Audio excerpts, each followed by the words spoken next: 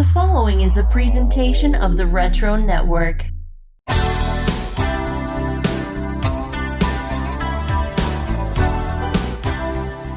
Welcome to a special bonus episode of the Retro Network Time Machine.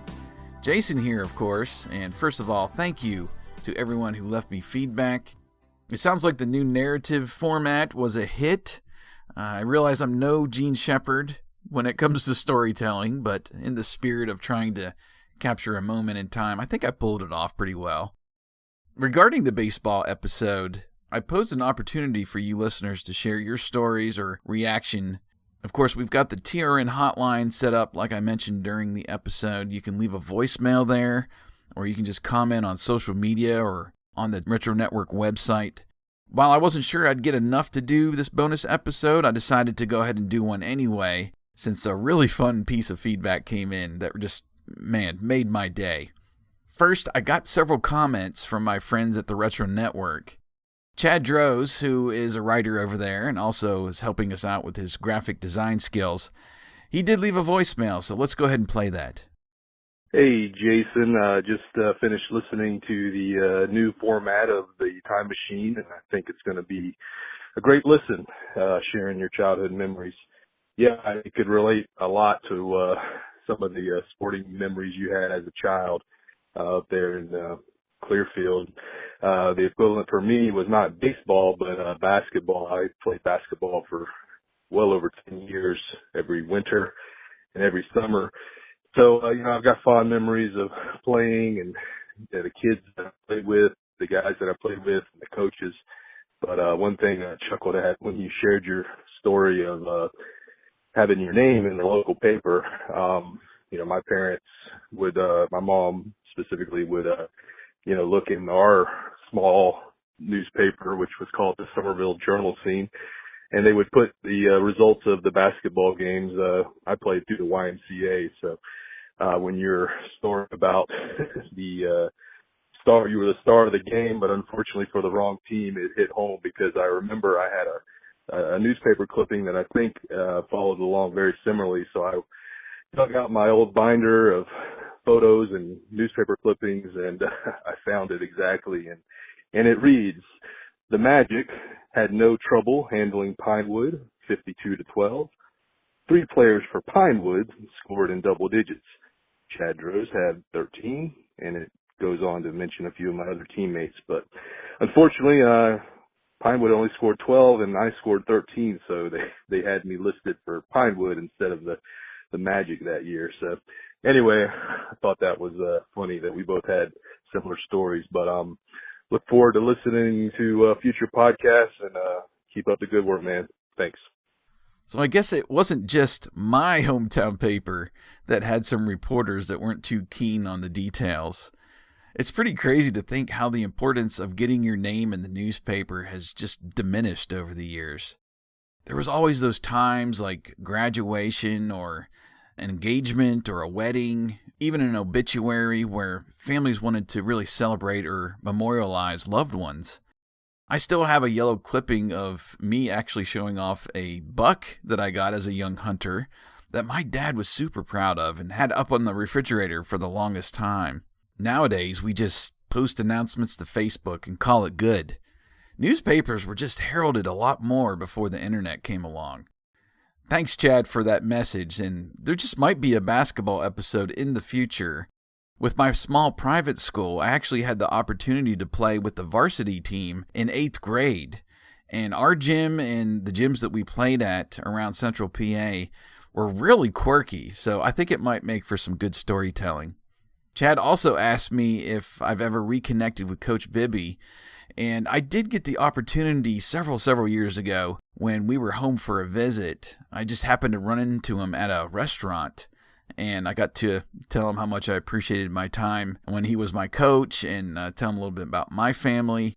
His brother Bear actually is in radio, and he still does the sports report for WOKW there in Curwensville in the Clearfield area, that local radio station. So it's a neat treat to hear Bear Stewart is coming up with the sports report when we're home for a visit.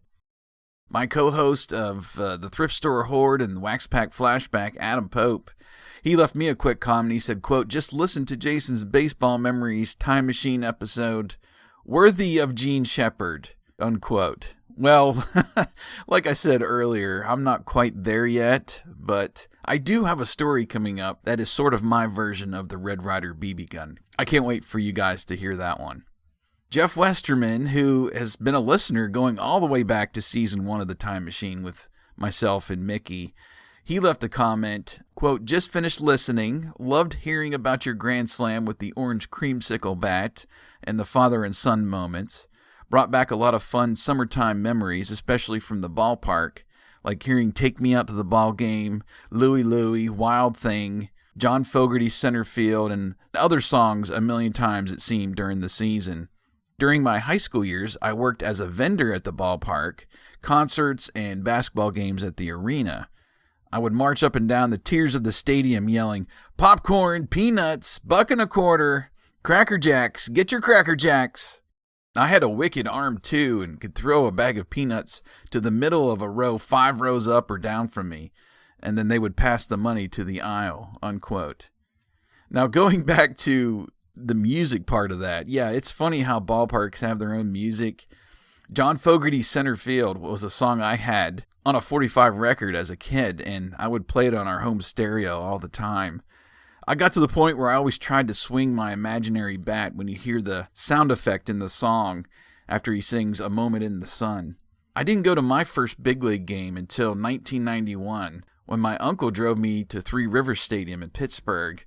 I loved all the sights and sounds, like Jeff mentioned, the vendors screaming out their cadence, the organ music, just the thrill of the game. I actually wrote about my first big league game on the Retro Network as a tribute to my uncle who passed away a couple years ago. It's titled "The Day After the Cup, My First Pirates Baseball Game at Three Rivers." I'll put a link in the show notes if you want to check it out. It was really a unique experience with Pittsburgh celebrating a Stanley Cup victory the night before the baseball game. But I saved the best piece of feedback for last. Over on the RetroNetwork.com website, I received a comment from Brad Pence. Brad is my teammate that I mentioned during the episode. That was the all-star pitcher when I first joined the team. He said, quote, "Jason, thanks for bringing back memories of our time in Little League. I still have our Curwensville Lions team picture as well as the ball from my final game as a pitcher that was signed by you and our other teammates. I really enjoyed listening to your other podcasts too. Take care, Brad Pence," unquote. To say I was blown away from that comment is a gross understatement. I had no idea Brad was listening to my podcasts, so seeing his name pop up was just amazing. I do remember when we signed the ball for him after his last game. That ball right there, like my home run ball that I still have, is one of those pieces of instant nostalgia, like I mentioned during the episode. Brad, man, thanks so much for reaching out. I really appreciate it. Okay, well, that will do it for this bonus episode. Stay tuned for more episodes of the Retro Network Time Machine coming up in Season 3. When you listen, now remember, leave feedback by either calling into our voicemail hotline or just leave a comment there on the website or socials where I can see it. Talk to you again real soon, right here on the Retro Network Time Machine.